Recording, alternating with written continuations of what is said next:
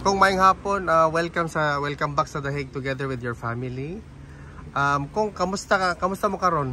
Okay ra, wapay tulog. Kay kadlaw namin niabot, no. Kung pangutana sa taong bayan kung kamusta po si Tatay Digong? Karon pagsulod namo, wala pa say pamahaw ug paniudto. Wala daw siya gibaling-baling sa sulod. Natulog na po daw siya. Namayat. Payat siya karon. Mas payat siya tong last time. Nadriko. Kung nahisgutan ba ninyo ang celebration sa Independence Day, does you have anything to say about wala man siya istorya na. Ang iyamang istorya kaniman una yung mga apo. Kay dugay sila wala nagkita. Labi na ning laki. Was he very happy, sir, na nakita niya?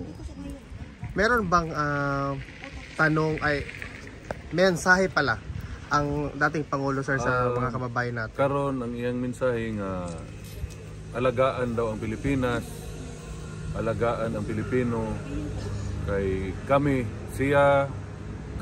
mga politiko moagi rami aning kalibutan na importante nga ang Pilipinas matarong during my time. Was there a big difference po doon sa pagbisita mo before the now kay Tatay Digong? Dako kayo yang gipayat. Pero okay man siya. Okay mo storya, sige binuang, sige pagkatawa. Okay man.